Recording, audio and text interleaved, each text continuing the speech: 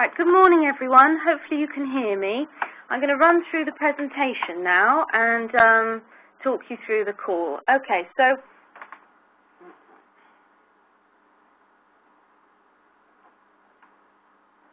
So good morning and welcome to the EPSRC webinar on promoting cross-disciplinary research.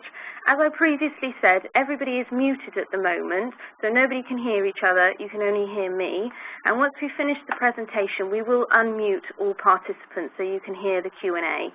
If you have any queries or anything that you need to say to communicate to us, you can use the chat window, which is on the right-hand side of the screen. A colleague of mine is maintaining the chat window, and you can communicate there to everybody or to just us, the host, which is Georgina Brown. We will do a 20-minute presentation, and then we will open it up for Q&A. The meeting is being recorded, just to let you know, the audio as well as the presentation, and it will be uploaded onto the internet this week once we've finished. So when the presentation is finished, I will unmute everybody and then we will be able to have a Q&A session. What I'd ask is if you can keep as many questions as to the end, and then what we'll do is if you have a question, you can raise your virtual hand, which is a button on the right-hand side where it says raise hand, and then we can see that you have a question. And then we will be able to come to you in order and answer the questions. I'd ask you to ask your question verbally, and then I will be able to respond verbally.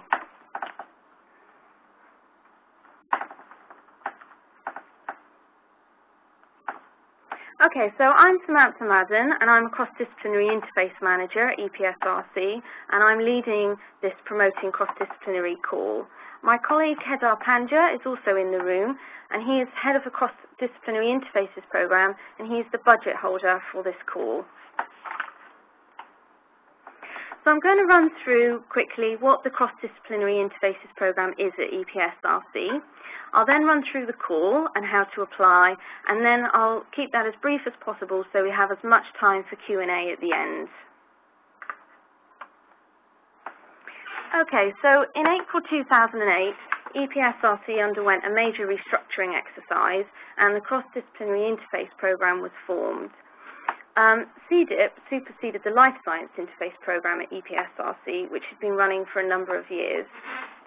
So the role of CDIP is to intervene at targeted interfaces that are a priority for EPSRC, and in 2008 we were mandated by our council to focus on the interface with the social sciences.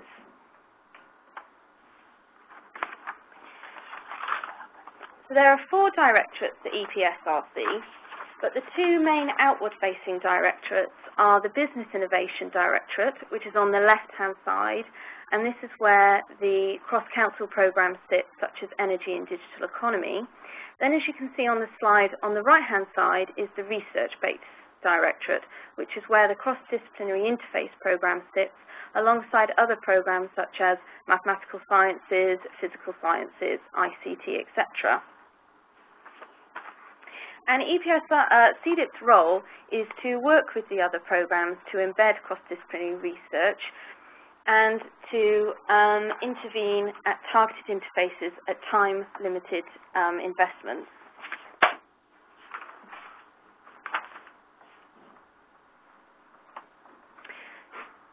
So in CDIP, we have 5 objectives, which are listed on the right-hand side. And on the left-hand side is some of the managed activities that we have undertaken in the last few years. So I'm just going to highlight a couple. So every year we release a call for postdoctoral fellowships, cross-disciplinary fellowships, and that call is live at the moment for young researchers.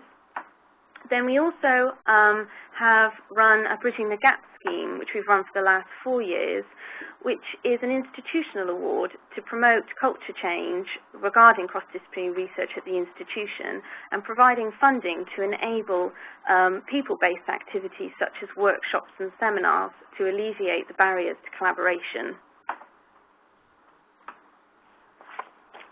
So here's just a diagram on how we've got to today. For the last 6 months to 9 months, we've been undertaking a consultation exercise to form a view of how best CDIP can add value to the already current fruitful interface. In the last year, we embedded the social science interface within a range of activities that CDIP organised, such as we highlighted the interface in our postdoctoral fellowship call and also our Bridging the Gaps call. Then over the last 6 months or so, we've been undertaking an internal mapping exercise. We did this internally with colleagues and also with colleagues at EPSRC. We've had numerous conversations with our colleagues at EPSRC. Then this brought us to a workshop that we held in March, where we brought together academics from the communities to discuss the opportunities at the interface.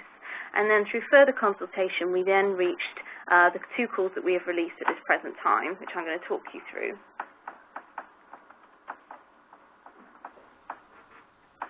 So I'm just going to run through the call now, the Promoting Cross-Disciplinary Research call. We invite applications from integrated cross-disciplinary groups to undertake research at the interfaces and promote cross-disciplinary culture and exchange across the respective disciplines. The focus of the call is on building research collaborations between engineering and physical sciences and the economic and social sciences, while also supporting transformative cross-disciplinary research. High-quality research at the engineering and physical sciences and economic and social science interfaces is of strategic importance to EPSRC. So I'm just going to run through the 2 objectives of the call. We aim to fund a small number of cross-disciplinary packages consisting of research and people-based activities which will develop and strengthen the interfaces between engineering and physical sciences and economic and social sciences. We want to promote knowledge exchange between the disciplines with the long-term aim of developing a vibrant cross-disciplinary research community and therefore a cohort of people who understand and can work across these interfaces. In the call, we have highlighted 2 thematic areas, and the first one of these is quantitative aspects of understanding behaviours. So this could include such things as new models of social systems, understanding behaviours and engineering behavioural change, understanding versus simulation in decision-making, and we've mean the term behaviour to be interpreted broadly. So this could include such things as social relations, social practices, organisational behaviour, and economic behaviour in social institutions. The second thematic area is innovation at the bottom of the pyramid. And for example, we mean low-income or marginalised groups. And this could include novel technologies for developing countries or deprived social systems, disruptive technologies for development, optimization of cutting-edge technology, or technical solutions that are very different from traditional approaches. So we intend a broad interpretation of each thematic area, and there may be topics that underpin these themes, for example, social cohesion, ethics, and trust, and no specific areas are excluded. It may also be appropriate to engage with policymakers, users, or the third sector, and these activities are not excluded from this call. And we would encourage groups to identify and submit proposals that cross the EPS and ESS interfaces, where there is a real potential for the UK to become internationally leading.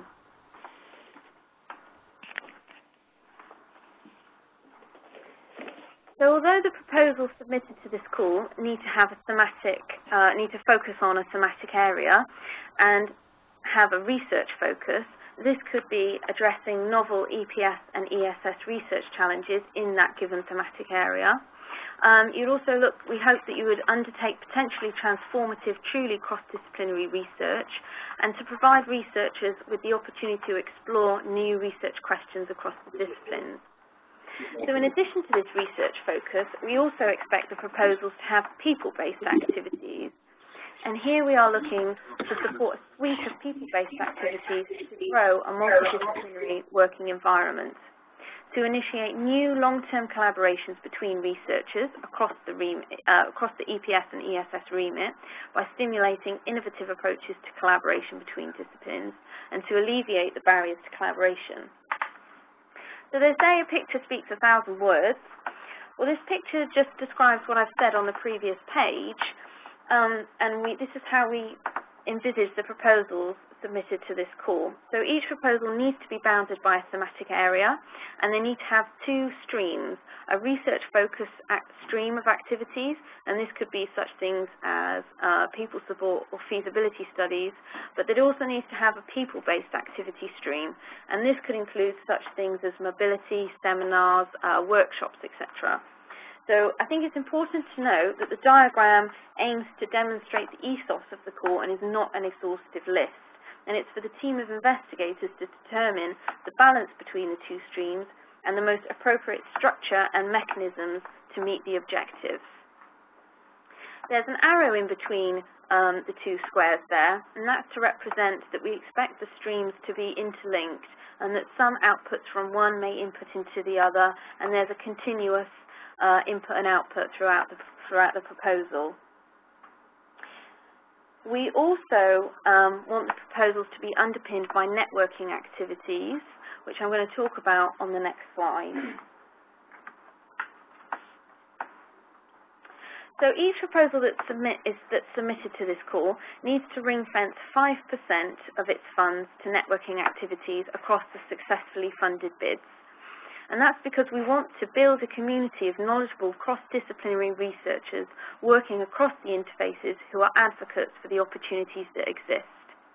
Now, there's no predetermined composition of what the 5% must be made up of, and obviously at this point you're not aware of who's successful, but we would wish that in the proposal you would outline the type of activities that you would like to undertake with this 5%. And again, it's for the team of investigators to determine the best use of the funds and what's most appropriate for the proposal.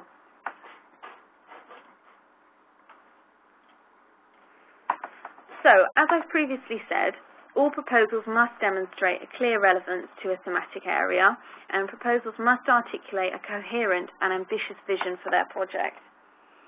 The awards are intended to be flexible, and it is not a requirement to outline predefined projects, as it is often recognised that time is necessary for different disciplines to discuss the research questions and co-construct solutions. So I think that's going to be very different for different groups. Some groups might be more experienced at working together, so maybe they have more of an idea and can outline in more detail what research questions they wish to address. But on the other hand, if the groups are quite new and they haven't worked together before, we recognise that time is needed perhaps to co-construct the questions, and when you submit the proposal you may not have a clear, detailed vision of the research you wish to undertake. So we do intend a broad interpretation of each theme, and no specific areas are excluded. However, I would wish you to note the following 4 points. The funded proposals under this call will have a clear emphasis on promoting cross-disciplinary working across the interfaces with strong integration of economic and social sciences. And proposals with insufficient emphasis on novel EPS and ESS challenges will be rejected without recourse to postal peer review. Conversely, the involvement of leading researchers in the economic and social sciences will be critical to the success of these research programs. New proposed collaborations are acceptable, but bids with insufficient engagement with appropriate areas of economic and social sciences will also be rejected without recourse to postal peer review. So I think what I'm trying to say here is the most competitive proposals are going to be the one where there is true integration between the disciplines and where certain disciplines may not have been tagged onto the proposal. Consideration of creative people-based activities to alleviate the barriers to collaboration and to dispel preconceptions and change the attitudes and perceptions will underpin all successful bids in this call. When making funding decisions, we will also take into account our existing portfolio of research, including recent calls that we've undertaken, such as Sustainable Urban Environment and the cross-council mission programs, such as Energy and Digital Economy. Proposals which appear to overlap significantly with existing investments will not be supported through this call. So, as I previously said earlier on in the presentation, we undertook a mapping exercise between us and EPSRC and also internally to look at previous investments at the interface. And the diagram in Annex 1 of the call document shows previous investments that we or EPSRC have made. So it's worth noting that through this exercise, we were trying to capture the major investments, and this so the diagram doesn't cover such things as responsive mode or perhaps some of the smaller scale activities that we undertook. And there are many ways to cut the areas and to name the themes, but we wanted to try and give a bit of a picture of the research that's already been funded at the interfaces. So you can see now the diagram on the screen, which is probably a bit too small to read, but hopefully in the PDF on the website you'll be able to zoom in and you can see some of the activities we have invested in, so such as the AIM Institute, the Advanced Institute for Management Research, and also there's been quite a lot of activity in digital economy and energy.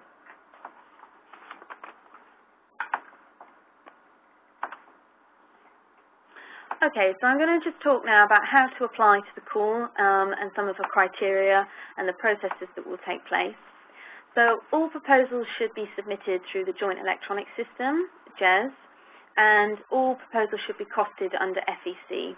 And costs, you can ask for costs that are eligible under FEC.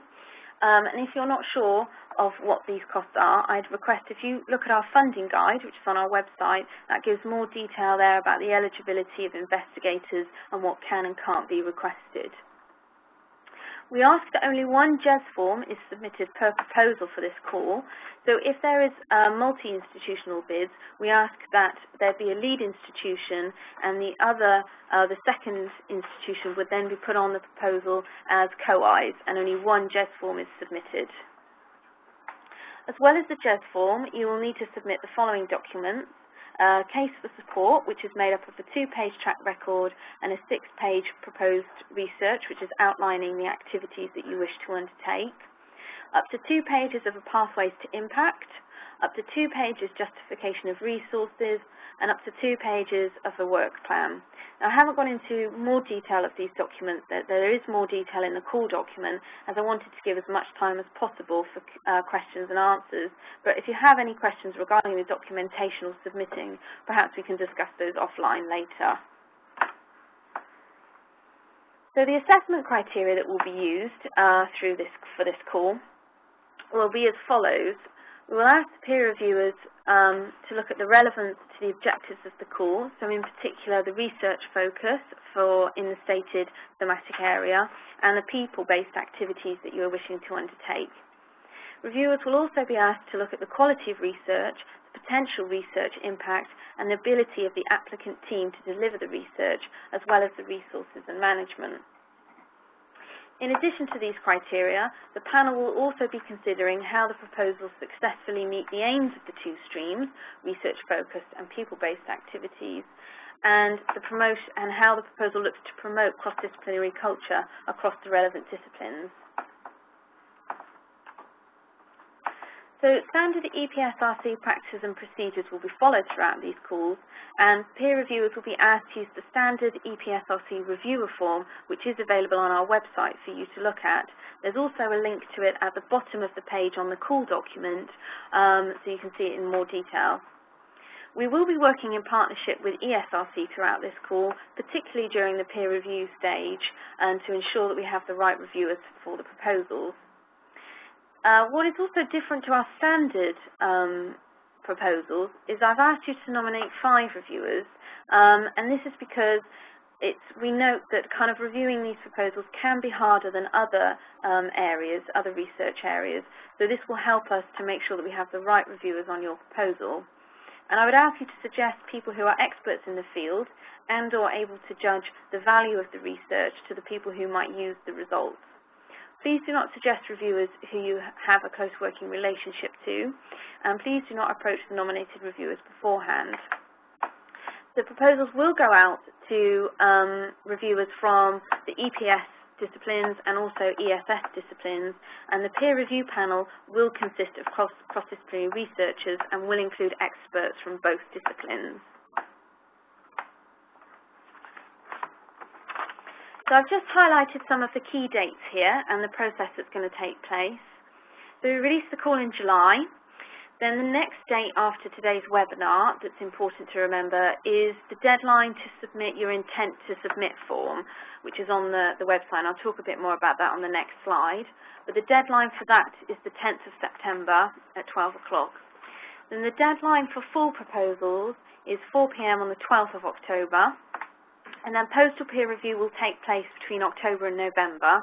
And then we will have a prioritisation panel meeting in January, which will then, the panel members will then decide, based on the reviewer comments, your PI response and the proposals, which applicant groups to invite to an interview panel, which will take place in February. And that will be up to 3 people. The PI and 2 other people can attend that interview. And further details of that will be given nearer the time. But we hope to make the decisions on the successfully funded bids by the end of February. So the register intent to submit form is purely for the office purposes. There is no scientific assessment on the intent to submit form. The form is on the website that you can download and fill in. And this is primarily for us to get an indication of the number of proposals that will be submitted to the call and in what areas they will be submitted. And this will mean that we will be able to get an idea of which reviewers we need to approach and also panel members. So you need to send this form to the email address, which is promoting cross-disciplinary at EPSRC.ac.uk by the 10th of September at 12 o'clock. I also wanted to highlight the discipline hopping call, which we also have open at the moment, which runs in parallel to this call, where we're inviting applications from established researchers from across the disciplines who wish to explore a new research area and are passionate about cross-disciplinary working. The closing date for this is the 16th of September this year at 4 o'clock. So what I'm going to do now is, that's the end of my presentation. What I'm going to do now is I'm just going to pause for a second to make sure that everyone is up to speed. And if you could just, I know there's quite a few groups that are coordinating themselves, so I'll just have a 5-minute pause where everyone can just decide which questions they're going to ask, and then we'll come back to you in 5 minutes for the Q&A session. Okay, thank you.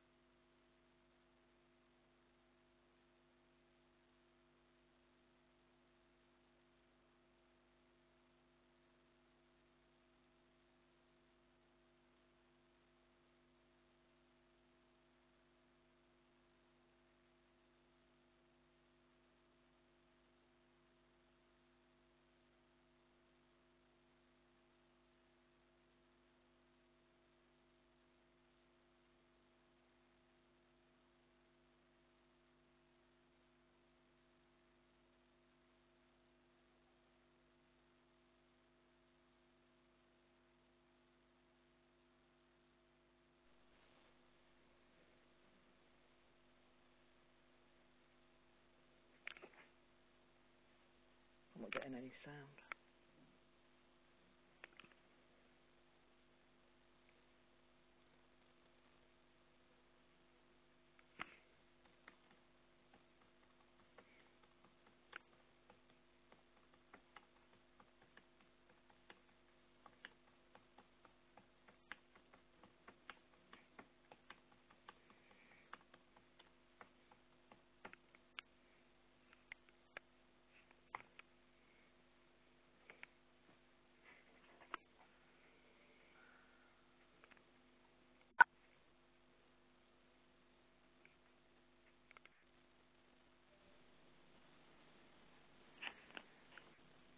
Hello? Hello. Ah.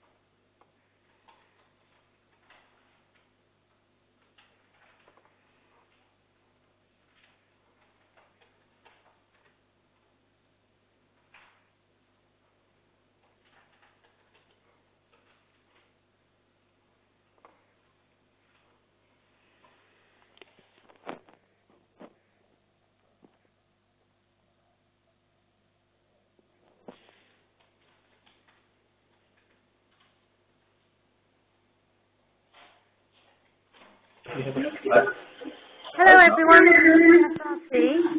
Everybody is unmuted now, so you should all be able to hear each other. Okay? Yep. Right, so we had two questions in the chat window then, while we were paused. We had one from Annette Kaplan at Leeds. I joined in a little last and Leo Cave at York University. So, Annette, can I ask you to repeat some questions so that everyone can hear? Hello, this is Nigel Wright from Leeds. Can everyone hear? I hear lots of background noise. No noise again. Yeah. You can hear, but it's a cacophony. We're just going to mute everyone again. We've got a lot of echo. Bear with us a second. Yeah, I can hear me.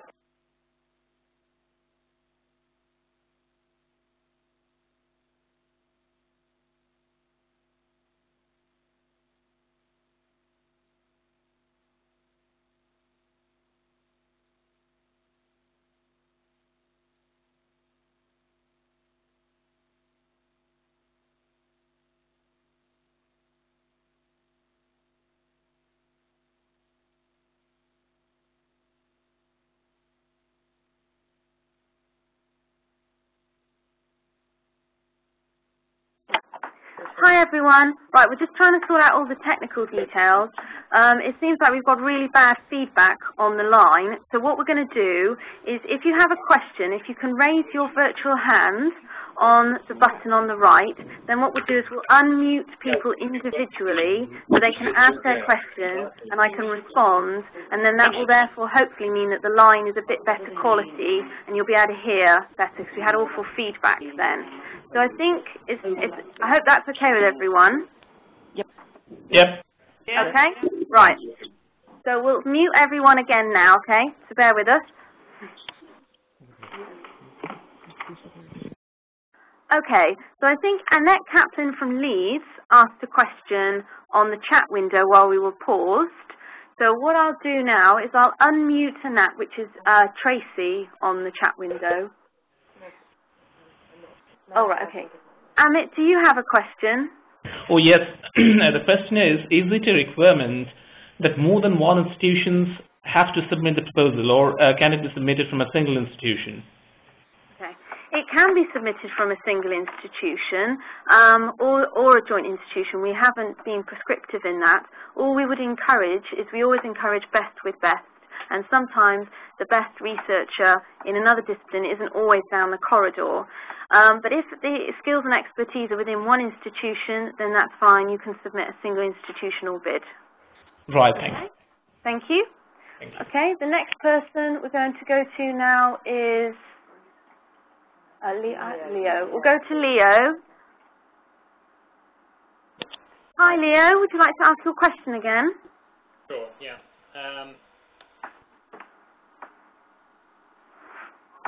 Leo, can you? Yeah? Hi, Sam. You showed in your mapping exercise a range of research areas, and there were 3 areas that appeared to be gaps that you identified, but we didn't have any activities. Will these be areas that you will have preference in the evaluation of the proposals? No, we haven't highlighted any areas that we really strongly encourage, or that will be kind of signpost in a sense in the call. But we've just highlighted the 2 thematic areas.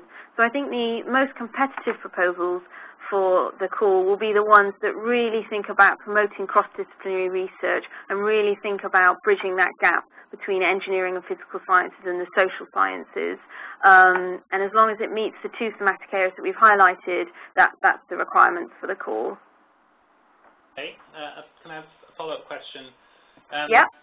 Just as a shorthand then, is it appropriate to think of this call as a sort of fusion of the Bridging the Gaps funding with also the cross-disciplinary feasibility account sort of call that you've also given out before? Yes, I think there is an element of that ethos in this call. I think particularly maybe the Bridging the Gap, some of the activities that have been taken under that scheme, such as workshops and seminars, I think that is something we wanted to include in this call, as that had been quite an successful scheme in the past. and the flexibility of the cross-disciplinary feasibility accounts, I think, would also be something that we would echo in this call.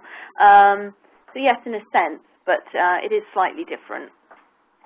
Thank you. And I'm not sure if I missed it in the call document, but do you have any identified sort of target duration for these awards?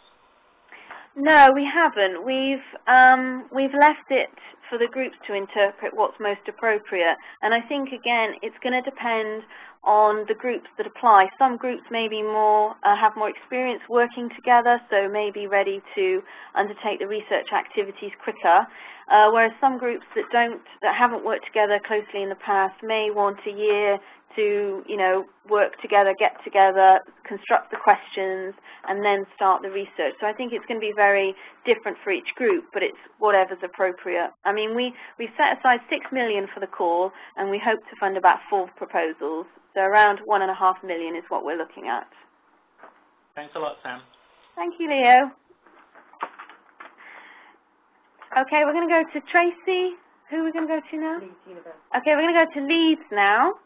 Hello. Tracy. Hi there. Hello, this is Nigel Wright in Leeds. Hi. Hello. Would you like to ask your question? Yeah, we've collated our questions. First question was, is there a preference for proposals to be led by the EPS side or the ES side? No, there isn't a preference. I think it's whatever's appropriate and the skill set that you have in the different disciplines and who's best to lead and manage the group. So no, we haven't really, whatever's most appropriate. Okay. A second question, in terms of the overlap with other funding initiatives that you have undertaken, we don't really wish to develop proposals to then have them not reviewed because they overlap. Are you prepared to give us feedback at an earlier stage as to whether you see an overlap between our proposals and existing funding? I think there's a lot of information already available on our website. You can search for all our current live grants on the web and search for things we've funded in the past. I'm more than willing to discuss proposals with people, but I don't think I could do that for everybody, obviously. And there is a lot of information out there already. I mean, I think that if it was going to strongly overlap with another research proposal or another initiative that we funded, you would probably be aware of it already. Okay, thank you. You mentioned at one stage that you recognise that in some proposals the research questions may not be that developed and that was acceptable. Yeah. How do you think proposals like that will fare in peer review? How will the peer reviewers be able to assess the quality of the research? Sure. So we're going to approach every peer reviewer and tell them about the call and explain that it's not a standard proposal, it's not a responsive mode proposal, and direct them to the call document so they're aware of the aims and objectives. The panel will also be informed of, obviously I'll work very closely with the chair of the panel to make sure that they understand the ethos of the call and the aims and objectives. And if a reviewer hasn't fully understood that, the panel will be able to recognise that and put that into context at the panel stage. Okay, thank you. Thank you. And a final question on the thematic areas, particularly from myself. In the second thematic area relating to low-income and marginalised groups, the 4 bullet points are very much technology-based, they're technological solutions. And there doesn't seem to be so much of a social science perspective. What do you see as the social science perspective in that second thematic area? So I think it would be understanding, so if I think of an example of such, so in the developing world, there may not be an infrastructure for people to have landline phones, so it may be more appropriate for mobile phones, for example. Then the social element would be the person uptaking that technology and using it, and that element of the person and making the technology device as user-friendly or person-friendly. I think we've tried to make the call document as attractive to both disciplines as we can, but I think we recognise that perhaps when we've described those thematic areas, perhaps we haven't included the words or there are many different words you can use. So I think I would really strongly emphasise for those thematic areas to be interpreted broadly and that nothing is excluded from those areas. Okay, thank you very much. Okay, thank you.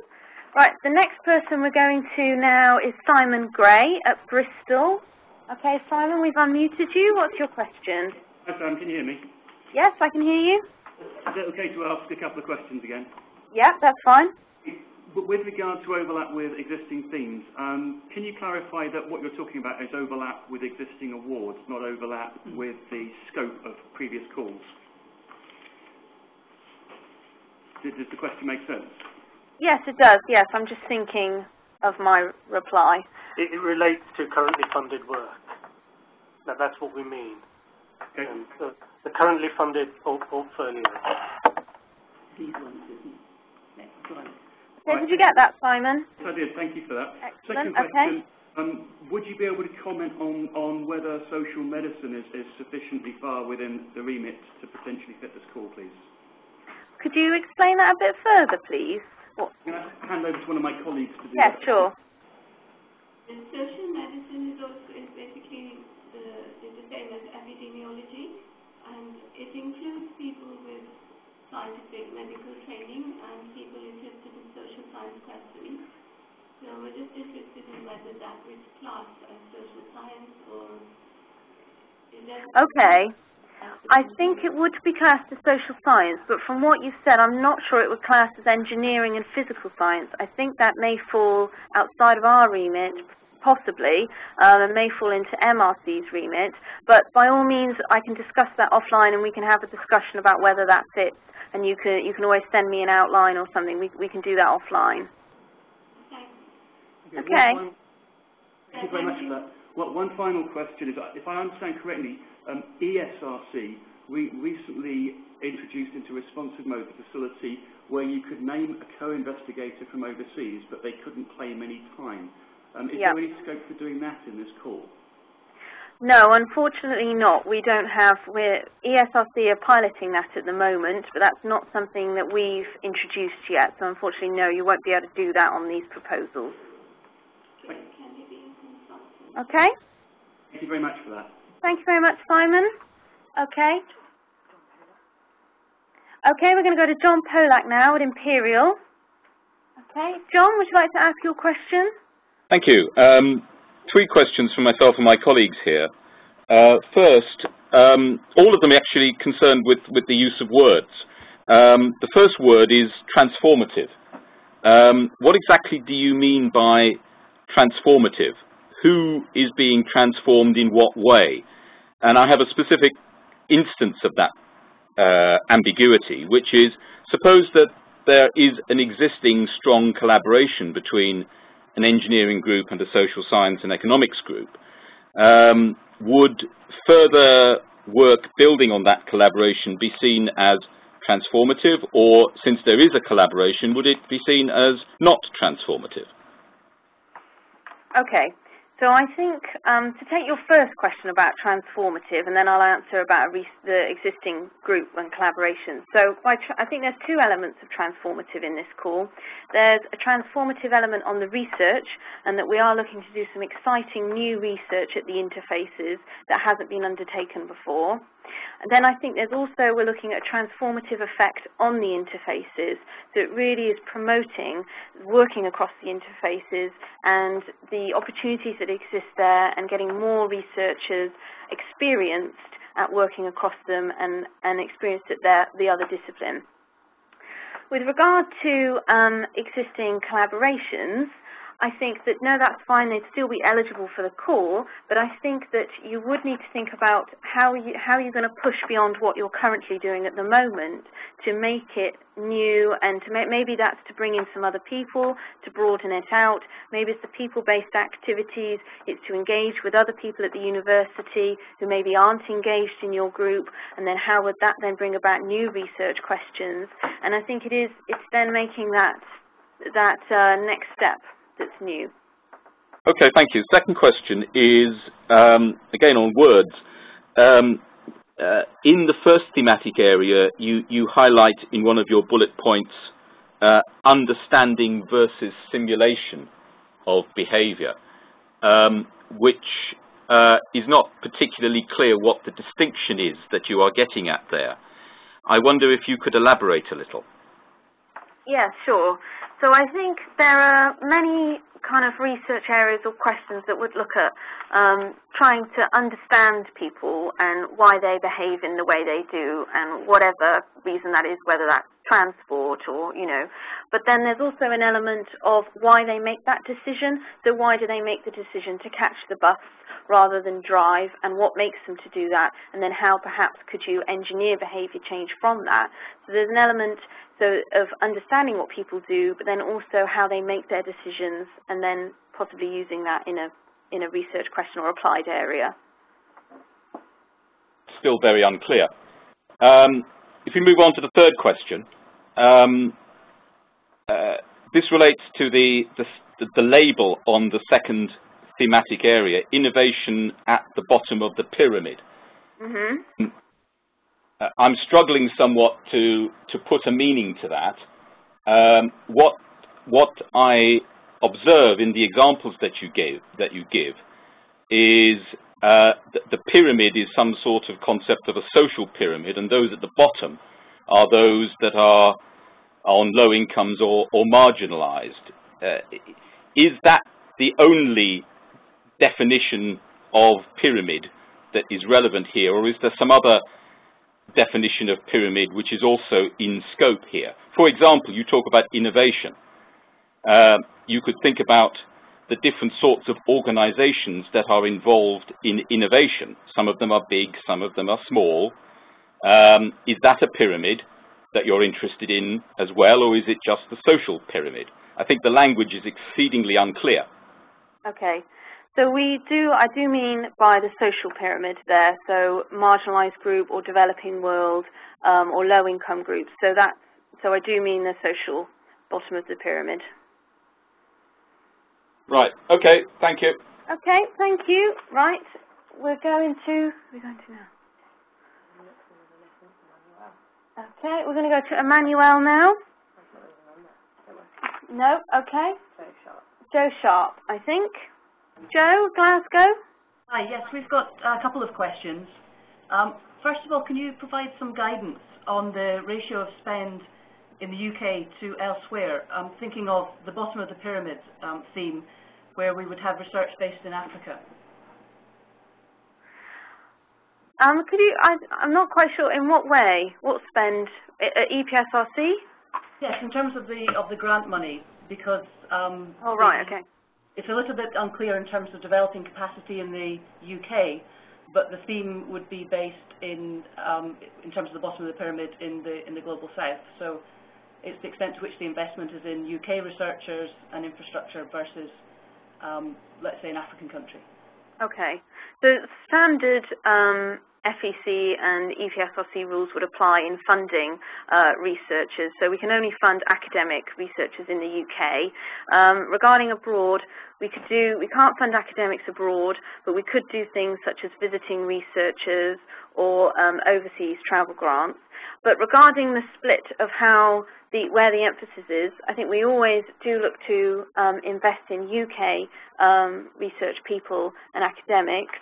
And I think it is probably for the group who are in that area and most experienced to then decide how they structure their proposal to the call and how they split the funds and activities. Okay, but activities involving end users, such as workshops held in the Southern Partner location, would be okay, would it? Yeah.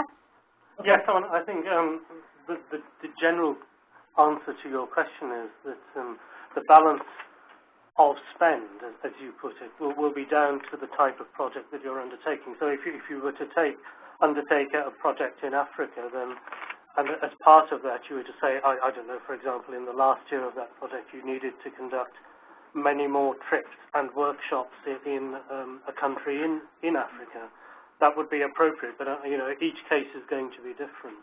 What we can't do really is give you a single answer to your question, because the ratio of spend will depend on the nature of the project you're undertaking. But in principle, as Sam said, there are many things that you can do, notwithstanding the restrictions on our funding overseas. there are things that you can do in terms of visiting researchers, in terms of overseas travel, and in terms of workshops overseas. All of that would be eligible. Okay, that's great. Thank you. Can I ask one more question? Yeah. In terms of this balance between people-based activities and research activities, what are you expecting in terms of good outputs or tangible deliverables and the kind of metrics that might be applied to assess those? Sure. So I think that regarding the research focus, I think that will be very different. I think what we would look as an output there is that perhaps there's new research that's being undertaken across the disciplines, addressing new research questions. That's what we'd hope to achieve by the end. Regarding people-based activities, I think as we've kind of highlighted in the call and being underpinned by the networking as well, is that then to create a cohort of people that can work across the discipline and that are more experienced and that appreciate the other disciplines. So I think, you know, the gap between engineering and physical sciences and social sciences is a larger gap than perhaps with the life sciences and engineering and physical sciences, and I think something that we hope to achieve by the end of this call is to bridge that gap and to have more people that can work across the interface. Okay, thanks very much. Thank you. Okay, so we're running out of time slightly, so I think we're just going to take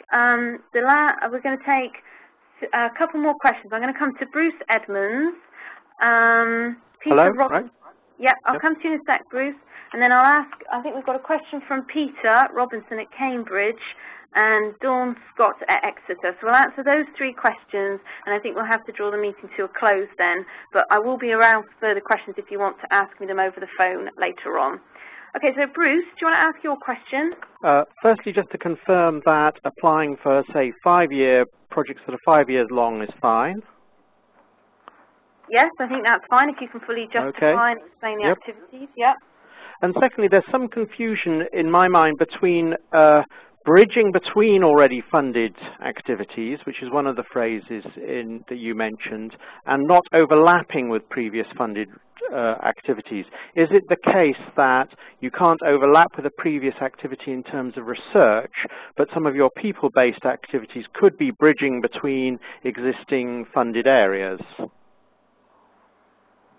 Yes, I think you could possibly interpret it that way. I think the most important thing that we're trying to get across here is that there's been a lot of large investment in some areas, such as digital economy and energy, and we want to add value to that existing investment, and we don't want to duplicate what's already out there. So that's the message, really. So, you know, I think that's the main thing we're trying to get across. So there isn't any obligation to particularly bridge between the existing funded areas? No, no. Okay, thank you. Okay. Right, I think we're going to come to Peter now at Cambridge. Bear with us a second. He hasn't got a phone.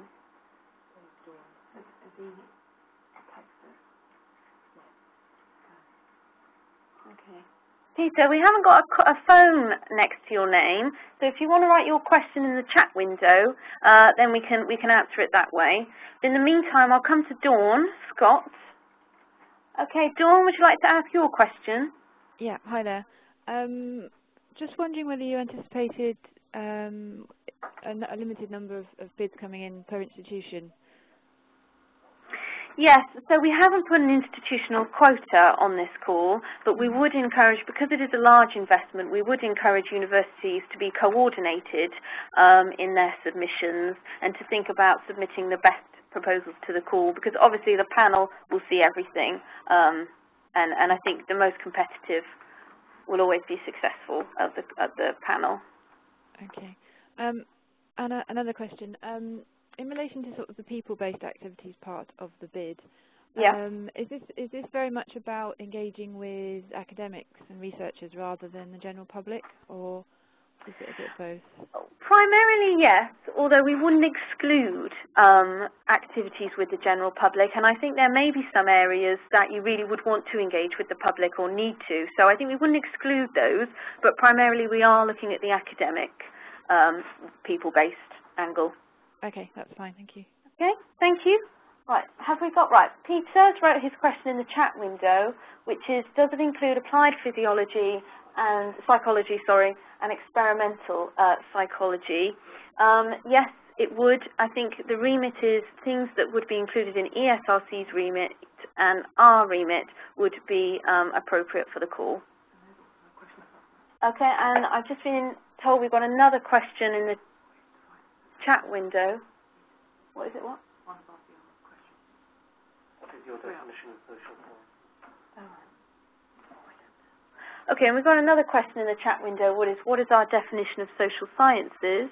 So I think there we will be looking at what is, to duplicate what EPSRC's remit is on social sciences. So if it would fit within their remit, then it would fit within this call. And as I said, we will be working closely with EPSRC throughout this call to ensure that they're both within, all proposals are within remit and to review them properly. But there does need to be a balance between EPS and the social sciences, and we are looking for proposals that have novel research questions in both areas as well. Okay, have we got time for one more question? We'll have one more question from Adam. Yes. Hi, Adam. Yes, Adam Kleczkowski from Sterling. What about involvement of institutes or governmental agencies, stakeholders? In particular, I've been thinking of involving Health Protection Scotland. Okay. So certain institutes and research organisations are eligible to apply for the call, and there's a link in the call document which takes you to the RC UK website, which details which institutions or organisations are eligible to apply for the call. Okay. Can I ask another question? Yeah? You mentioned training and sort of raising up the new generation of people who might be able to work on both sides of a gap. What about funding training, MSc, for example? No, unfortunately, we don't support MSc training through EPSRC, so you wouldn't be able to request that on the proposal. Okay, thank you. Okay, thank you very much. Okay, so I think we have come to the end of the webinar now. I apologise for any technical difficulties we've all come across. It's the first time we've done it, and it's certainly been interesting and, yes, an experience. But if you have any other questions, I will be around now, so you'll be able to phone my phone number, which is on the call document, and if you give me about 10-15 minutes, then I'll be back at my desk. Okay, so I'm going to sign out now, and thank you very much.